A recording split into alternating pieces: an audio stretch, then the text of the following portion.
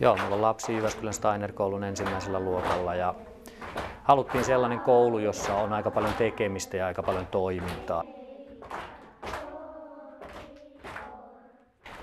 Meillä on 3 lasta täällä Steiner-koulussa ja ollaan oltu hirveän tyytyväisiä. Meillä on tosiaan tehty siirto tuossa vuosi sitten.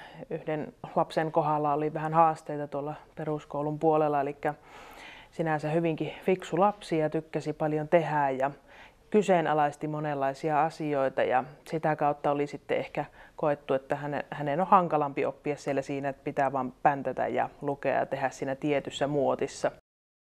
Hei, mun lapsi on Jyväskylän Steiner-koulussa ja mulle keskeisimmäksi asiaksi tässä Steiner-koulussa on noussut se, että mulla on sellainen tunne, että täällä mun lapsi kykenee kasvamaan omaksi itsekseen ihmiseksi, jolla on hyvä olla omissa nahoissaan. Ristiin, rastiin, ratkossa. Minulla on 2 lasta Steiner-koulussa. Siis en oikein tiedä, että onko edes valinnut sitä. Se oli itsestäänselvyys minulle, että lapset menee Steiner-kouluun.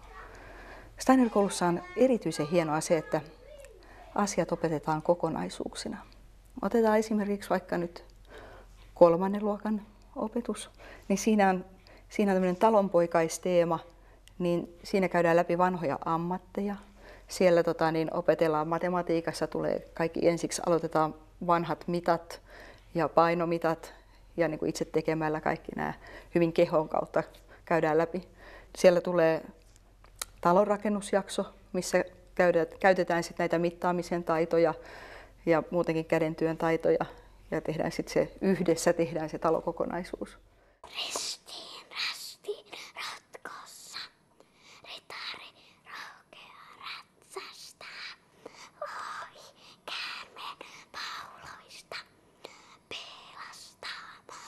Toinen, mikä mua henkilökohtaisesti viehätti, oli se, että täällähän alkaa jo ensimmäisellä luokalla kielten opiskelu, ja koska olen itse huomannut, että kielet on sellainen asia, josta on aina hyötyä elämässä.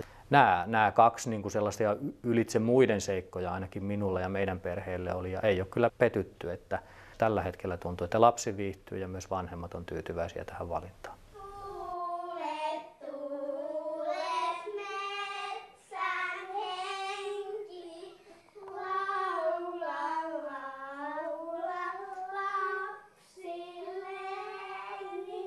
Nykyisinhän sama poika, jolla koulu oli ennen hirviö, niin nykyisin sanoo, että tämä koulu on paratiisi.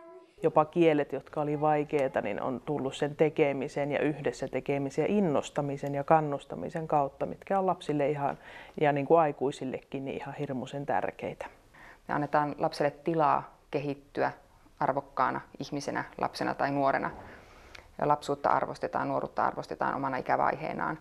Ajatus Steiner-pedagogiikassa onkin se, että lapsi on vapaa, varsinkin pieni lapsi on vapaa olemaan lapsi silloin, kun siinä on aikuinen, johon nojata, joka pitää huolen, että kaikki menee hyvin.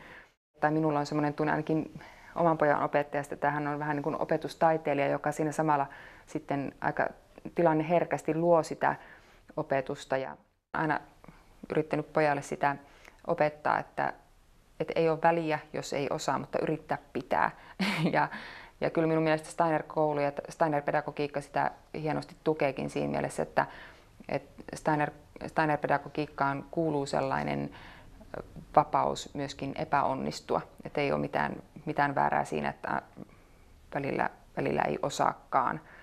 Nyt koko ajan puhutaan siitä, että kuinka pitää niin kuin olla tätä medialukutaitoa ja pitää niin kuin ymmärtää yhteyksiä, syy- ja seuraussuhteita ja niin edespäin. Mutta se kaikki lähtee siitä, että me niin kuin jo hyvin varhaisessa, ihan siitä pienestä lapsesta saakka, me niin kuin pidetään huolta, että hän elää kokonaisuudessa, hän elää sellaisten kokonaisuuksien sisällä, mitkä hän voi itse ymmärtää.